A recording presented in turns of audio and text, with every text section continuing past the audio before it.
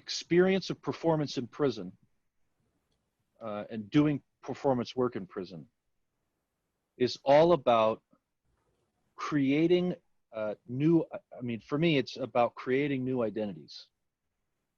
Right. Because the identities that we create as prisoners are very concrete.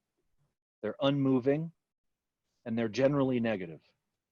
They're based on just a few different things within that world, within that reality, that are hard to change. You can't be a compassionate person because compassion's seen as weakness or vulnerable. You can't be caring. You can't be kind. Those are not strengths. Those are weaknesses. You can't be anything less than ultra masculine, because if you are anything less than ultra masculine, you're seen as weak. You're victimized. You're looked down on. You can't be too smart, because if you're too smart, then people are insulted by your intelligence. But you can't be too stupid, because then people look down on you just like they look down on anybody they consider to be stupid. You can't be too much of anything. But oddly enough, prison is a world of extremes. Prison is too much of everything. It's either too much masculinity or too much violence or too much anything. All of those things is too much. There's too much racial separation. There's too much power.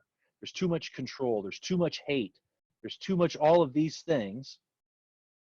But the people that are in prison, in order to be able to fit in, can't be too much of anything. You have to sort of walk this fine line in the middle. And it creates this very contradictory existence, and ultimately is very frustrating, I think. And so when people get frustrated and they don't know who to be, then they just mimic those around them. And that does create this sort of cyclical destruction, self-destruction, where you're no longer yourself, you're somebody else. You swing towards extremes constantly, back and forth. And trauma eventually takes over and controls you and makes all your decisions for you. And then that leads you to becoming sort of that poisoned carbon copy of who you used to be, that now only sees things through distorted eyes. First of all, I want everyone to understand, like, what a group like what theater does, and especially in the prison environment, it brings people who ordinarily would not come together. It brings them together, and it brings them together in a way that breaks down barriers, cultural barriers, racial barriers, gangs. It breaks all that down. It deconstructs it, and within that, like, we create a whole new culture in there. So, and I want to talk about too what it did for me specifically. It helped me really to connect to Louis, right? Breaking down all of the tough layers of this identity that I sort of created for myself throughout my years in prison, because I was taught from a young age, coming into prison at 18, you don't show any weakness. You can't show any weakness, or you'll be taken advantage of. So that experience for me, it just kind of peeled back those layers, and I just really came into Louis, and I discovered, like, hey, I love doing this stuff. I love expressing myself in this way. I love the process and working with people, and just kind of sort of coming into that gift that I didn't know that I had within me. In prison, I'm going to just say it, like, toxic masculinity is so high in prison, where, I go in the yard and literally I have to put on a mask. And that's because everybody else is wearing a mask. And there are no sense of vulnerabilities. There's no space for that. And yeah, and it got to a point to where I was I couldn't really function because there was no platform for me to just express all these things that I was feeling. So I finally got to, you know, finally was able to get into the Shakespeare program, and immediately it felt different because there are so many things that being in prison, I really wanted to be seen because everybody was put into this uniform with everyone wearing the same thing, acting the same way. There are no sense of individuality that could have been there. So immediately the things once I got to Shakespeare, there are so many things that wanted to jump out of me, like the things that are individualistic about me. I had a lot with martial arts and dance, and so those are the first things I gravitated towards, and yeah, I just jumped in and just did what I knew. And Leslie and Lynn saw something in me and gave me that platform to just really dive in. Can the world buy such a jewel? Yeah, case to put her in. Well, in mine eye, she is the sweetest lady I ever looked on. Just looking forward, looking back, I realize now it's so sneaky, drama therapy, but it's I didn't realize that I was healing, right? But the person I am now, the person I was before, is so different because I believe that I've unlocked so many parts of my body that I didn't before. So I can recall some moments during Shakespeare where I was allowed to have that platform to heal. I remember in San Quentin, I was able to utilize 3 people to sort of paint the pains and the trauma that I went through with my friend. And first, sculpting, that was the exercise. I sculpted the first person with what happened. I sculpted the second person with the revenge that that the vengeance I had in my mind, and the third was a way to heal and to paint that journey. It's like how do I put it? Like it just so feel amazing within myself. Like I'm proud, not just proud of myself, but like when you acting your performance and you see everybody laughing and crying and give you a lot of good positive feedback on the stage, it makes you not just happy but like inspire you a lot. And so that's what happened. That's exactly what happened. So the next acting class, the moment I get in, they saw the poster on the wall and say, hey, acting class coming on this day, blah blah blah. I signed up right away, which is the father and son that you saw when you came into Lancaster be your. So that's when I met Elizabeth and Maddie. No, not Maddie, but Leah and Whitney and a whole bunch of people there. So that class pretty much helped me a lot. So one role I was acting very funny, and the other role I would pretty much put me into the very emotional stage at the time, which is my own experience of being a father and son with my own father. The story of my father and me doing the visiting setting at the time, and so it's helped me not just understand about my story, what my father been through, but also help me bring out my emotion, my true emotion, and then next thing you know, I become. It's helped me a lot of things in life. Actually, I start to go into different group, different program, and I can be able to express myself sincerely and fully, and so whatever program that out there, I just want to do it, and I'm no longer afraid. And because I believe within myself that I can do it. So if I can do acting class, I pretty much can do anything else. yeah, I have so much confidence within myself. When you succeed one thing, it gives you more confident. So that's exactly what happened in court.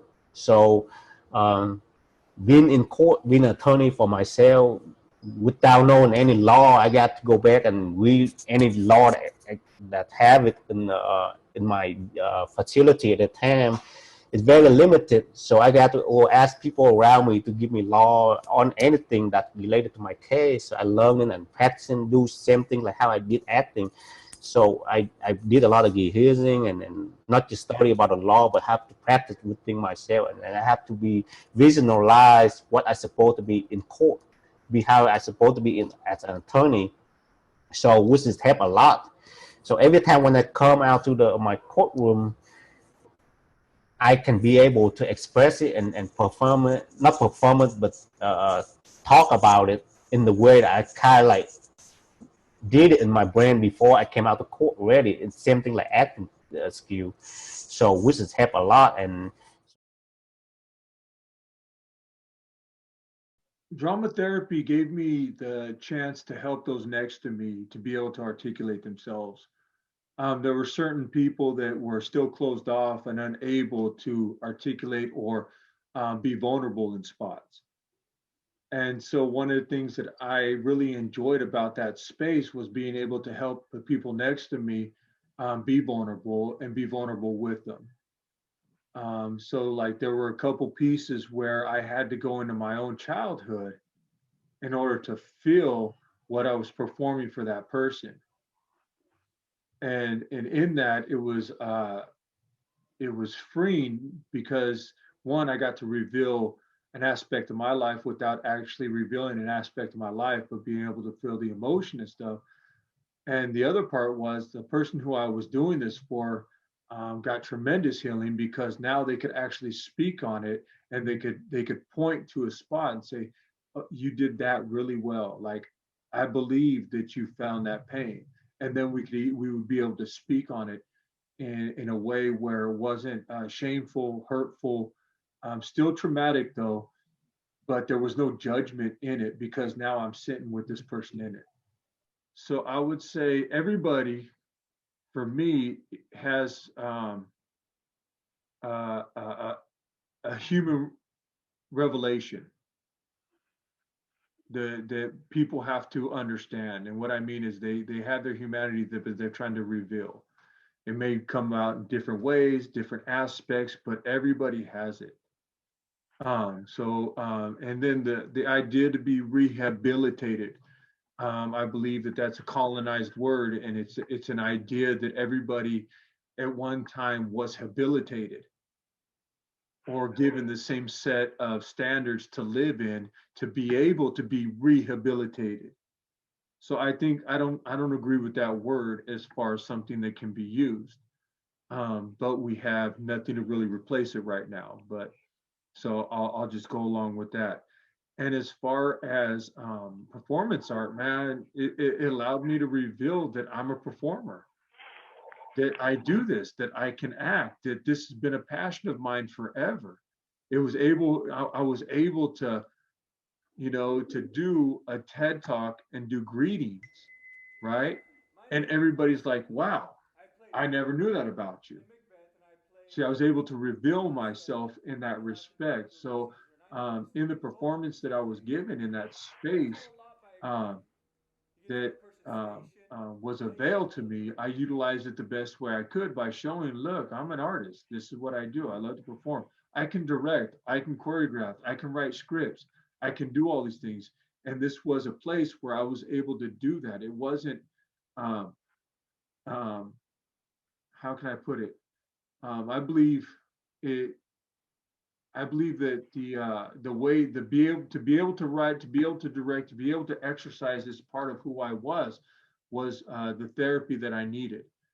Just like woodworking's therapy, just like anybody who has a hobby or anybody who does these things, that's their therapy. So I'll say the therapeutic aspect for me was being able to reveal my humanity in that.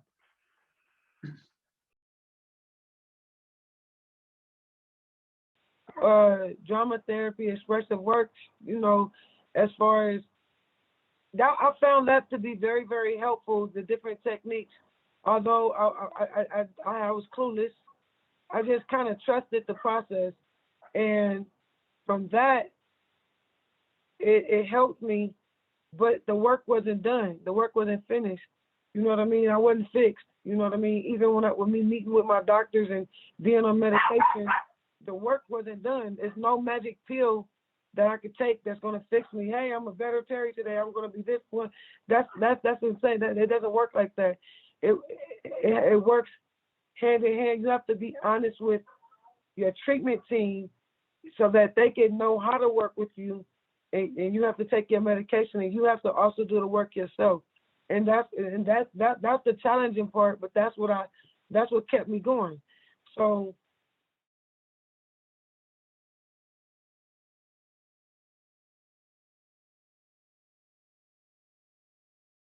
one way I feel like we are able to influence policy is by changing minds, just inviting people to look at those who are incarcerated in a different light.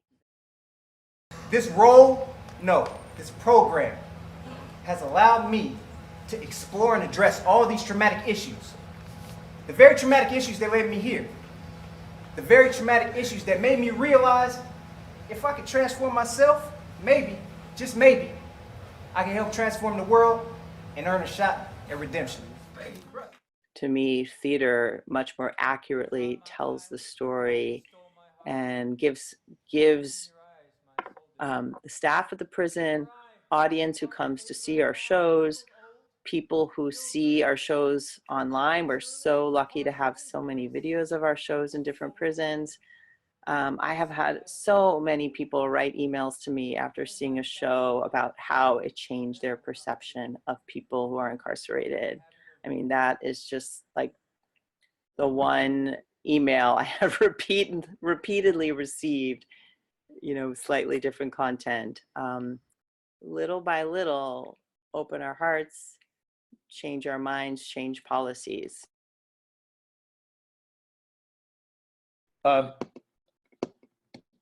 Drama therapists, amongst action therapists and experiential therapists, are the ones I think that can most accurately, most sensitively, and most successfully engaged with battered people. Coming into San Francisco's city jail at Bryant Street was where I first started working, and going in and realizing how angry and sad the women were. And I thought, what can I do? They weren't interested in exercise. And God bless the California Arts Council, who said, well, we'll get dancers like Rodessa Jones to go in and teach movement. I started to talk about my life. I talked about being a mother before I was a woman, having a baby at 16. My brothers, as I just mentioned, having brothers. I had a brother at Attica. And the women still were like, And I talked about my own dance with dangerous men, sex, drugs, and rock and roll, looking for love in all the wrong places. And they got it, but they were a little wary. And one woman, Regina Brown, said to me, why are you telling us your business? And I said, because I'm an artist. And I'm interested in how can we build a road out of here so you can go back to your families, your children. And she said, well, then you're not the police. And I said, no, I'm an artist. And she said, an artist? What's that? With no malice. And I've been attempting to answer that question ever since. The process for creating therapeutic theater is I don't name it that. I'm much more interested in telling the truth and practicing revolution. And they arrive at the same place. Then the kind of theater I make is autobiographical because race and culture are very interesting bedfellows in America. And I always wanted to be a part of the ongoing conversation. You start as a drama therapist, you end up being a lawyer, a social assistant.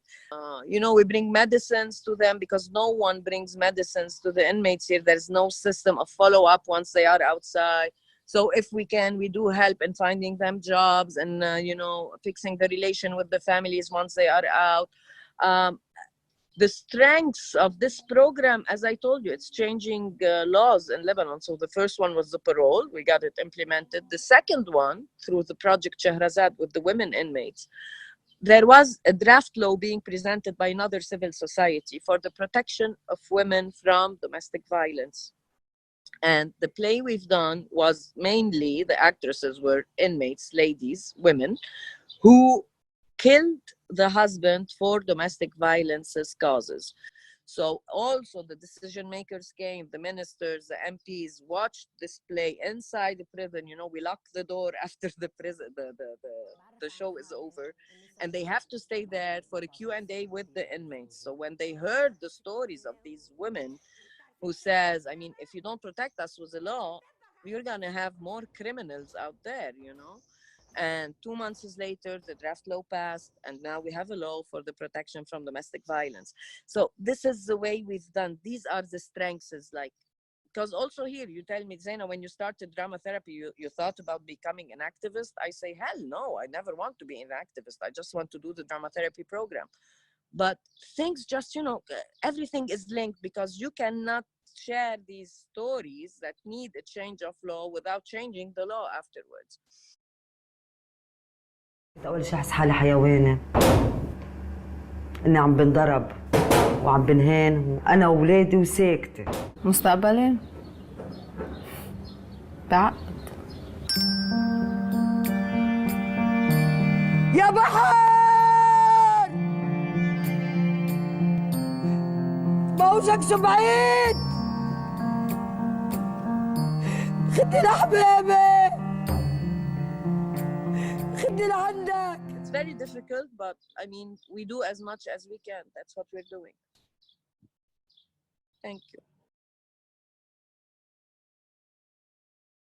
This is prison reform at its best. You do it from the inside out, not from the outside in. They lose their identity. And what we do is we allow them to rediscover who they are. I'll never forget, and I can't remember who said it, but I've always remembered the line. If I cannot share with you my feelings, I cannot tell you who I am. And I think that that is what we're all about. If you have that in the prisons, you will find that there will be a positive change.